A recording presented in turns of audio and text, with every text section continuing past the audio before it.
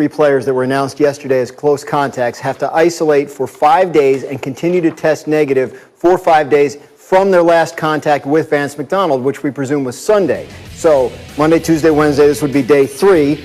Thursday, Friday, if they test negative all those days, they could return to the team on Saturday and play in Sunday's game. This is all still possible.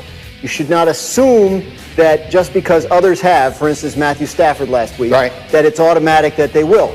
Alan Sills, the league's chief medical officer, told us on a conference call yesterday that there have been 3 cases where individuals in this situation where they were identified as close contacts, tested negative a couple days, and then out of nowhere tested positive. So it can happen. You have to pay attention to the results from each day and make sure they're on track. But the comparison you made is a good one.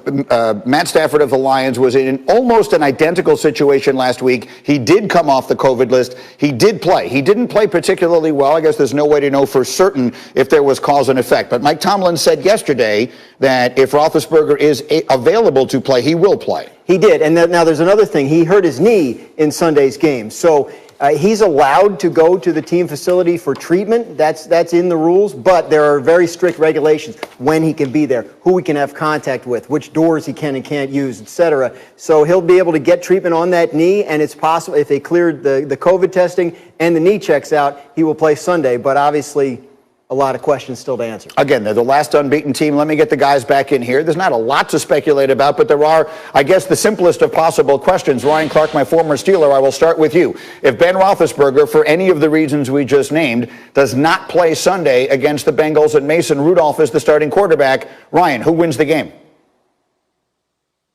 You want to say the Pittsburgh Steelers, but listen, with the way the Bengals have played lately, Joe Burrow especially, this is a game that the Steelers can lose. When you look at what you saw last week against the Dallas Cowboys, without Ben Roethlisberger late in that game, I don't believe that the Steelers pulled that one out. And so now you insert Mason Rudolph. The thing that they do have, they have played with Mason Rudolph and a guy like Duck Hodges with this team constructed the way it was last year and went 8-8. But I think this game becomes exceedingly difficult if Ben Roethlisberger doesn't play, and this is an opportunity for the Steelers, who are undefeated to this point, have a hold on the AFC North and the first spot in the playoffs in the AFC, to lose it without Ben Roethlisberger, because it will be tough to beat a game Bengals team. Yeah, it is an unprecedentedly significant year to be the number 1 seed. Remember, the playoffs as constructed, only one team would get a bye. The Chiefs are only 1 game back with only 1 loss. Dominique, who wins the game Sunday if Ben doesn't play? Ryan is particularly hard on the ones that he loves, I think, because I don't think that the Steelers should be concerned at all, even if it's Mason Rudolph out there. That defense is really good. I think the Bengals have gotten a lot better, but it seems like the Bengals are a not very good team with a potentially great player, whereas the Steelers are an extremely talented team with a potential question mark at quarterback. I think the Steelers win this game. They whipped Joe Lewis's tail. They whipped Joe Lewis. Hey, Tennessee Titans start the same thing. Rocky Marciano.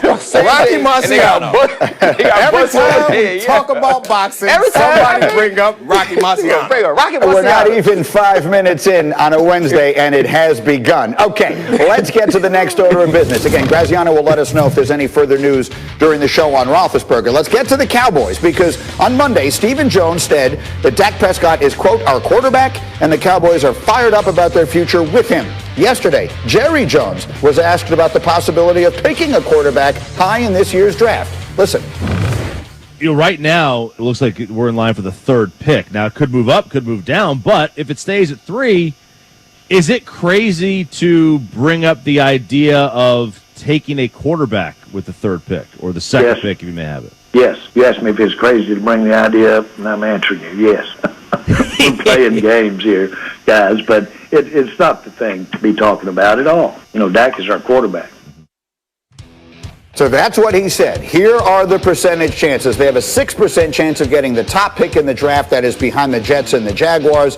Currently, they're projected to pick closer to 5th than they are to 1st, and we would assume 1 and 2 are the 2 spots where you would get the really high-profile quarterbacks in this draft: Trevor Lawrence, Justin Fields. So should the Cowboys find themselves in a position where they could draft one of those 2 guys, RC, do you believe Jerry Jones when he says if they're sitting there with a chance to draft Trevor Lawrence, that they don't take him?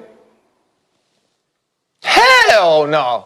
You don't believe that either, Greeny. And that's why you asked me the question, because you knew you didn't believe it. You know what Jerry Jones is doing right now? He's being a great businessman. He understands where his team is and how, if you're on the outside looking in, you can see how valuable Dak Prescott is. And also, don't kick the man while he's down. He's at home. His ankle is broken. He wish he could be playing. He is saying the right things. But if you have an opportunity at 1 or 2 to get one of these young quarterbacks who, to me, are a lot closer in talent and a lot closer in projection and a lot closer in potential than people are making it out to be, Jerry Jones is definitely going to explore that. Right now, what he's doing is he's saying, you know what? During Dak's contract negotiations, I said everything I needed to say to make sure that he didn't get the contract I didn't want him to get. But now I can speak glowingly of him because we aren't in that space. Don't believe Jerry Jones. He's making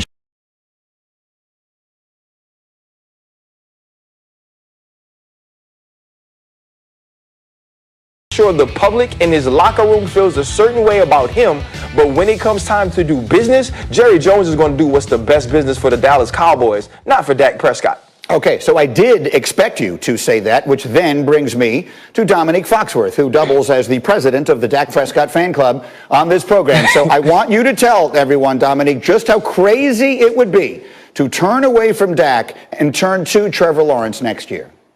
I mean, I wish I could tell you that. Like, I love Dak Prescott in part because most people were down on him when I thought he was better than who he was, when I thought he was better than people thought. But I'm not a fool. Like, if you have the number 1 overall pick, the way that people are talking about Lawrence, like, you have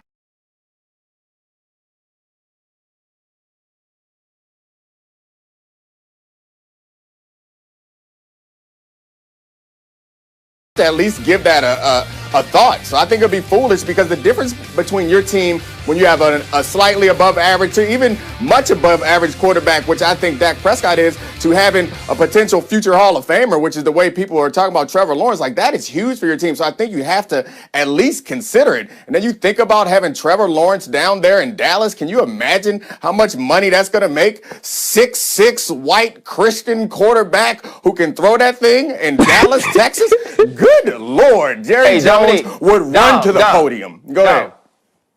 Dom, do you know what Dak Prescott feels like right now? Dak Prescott feels like you are Little Weezy and Ice Cube. And the people who need to know what that means, they know what that means. I cannot believe you have turned on Dak in the way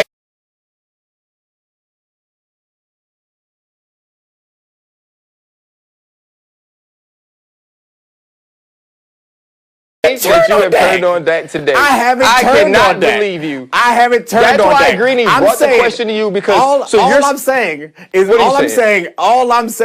that you have to consider it. I'm saying that what Jerry Jones said, I'm saying the same thing you said. Jerry Jones is lying or he's dumb. If you end up with the number 1 overall pick and the guy who is there is the most highly touted quarterback since Andrew Luck, then you have to at least consider it. Right. Considering it is one thing, let me throw a different name into this conversation. And the name is Herschel Walker. Because once upon a time, the Dallas Cowboys built a dynasty by trading away a star player in Herschel Walker and bringing in a slew of draft picks that Jimmy Johnson turned into teams that won 3 championships. He only got to coach 2 of them. If you decide that Dak Prescott is, and Dominique, you're calling him an above-average quarterback? I thought this season proved to us that Dak Prescott was far better than anyone thought because the team has fallen apart completely without him. You turn that number 1 pick into a treasure chest of draft picks, and you win a championship or 2 with Dak Prescott as your quarterback. That, Dominique, is what I expected you to say. Well, I mean, Herschel Walker falls into the Ice Cube and Wheezy category as someone else who we're all out on at this point. Sure. But I do also understand that as a strategy that you can go that route. But I do think that there's a difference. I think Dak is fantastic, but I don't think that Dak is Aaron Rodgers. I don't think that Dak is Patrick Mahomes. Like, I'm not delusional. Like, some of y'all was delusional in thinking that Dak was not as good as he was. And now I'm not going to be delusional and think that Dak is like the other piece of that is this, though. League. Like, if Trevor Lawrence, you believe that Trevor Lawrence can reach those heights, then you take that move. That's the only thing I'm saying. RC, go. I think the thing that scares me The thing that scares me with the Trevor Lawrence thing is they're saying that he's the best quarterback or the best prospect since Andrew Luck. And as far as I remember, Andrew Luck was never the best quarterback in the NFL. Andrew Luck never carried his team to a Super Bowl. I guess some of that was injury and maybe some of the things that were around him. What we've seen from Dak Prescott is he is the Dallas Cowboys from a leadership standpoint and from a player standpoint. So I think it goes one of two ways. If you get a pick that high, you need to turn it into multiple picks. And so if Dak Prescott, to me, works out for you from a contract standpoint, you can get him in a place to where you can continue to build a team and you have a pick that high, I believe people are going to want that pick. People are going to give you a king's ransom for that pick. And I believe that would be the best business for the Dallas Cowboys. I mean, the pick that turned into Jared Goff went for 2 1s, 2 2s, and 2 3s. So, I mean, I can't even imagine what the pick that could be Trevor Lawrence would turn into. Now, Dan, educate everybody here because I had to ask you this morning. If they did decide to draft a quarterback and move on from Dak Prescott, could they trade Dak? What happens with Dak? They would have to franchise tag him and then trade him, or sign him and then trade him. And so it becomes difficult, especially once you've made the pick and everybody knows you have to trade him. Right. And that franchise tag, as we discussed, is $37.7 million. Hembo brought this up this morning. Joe Burrow, last year's #1 pick, his entire rookie contract is $36 million, less than 1 year of Dak Prescott. If the Cowboys end up with the #1 pick, they absolutely have to consider this. There's no question about it. That is not an insult to Dak Prescott. You're able to reset your franchise and rebuild your franchise in a way that it could very quickly be a lot better roster than what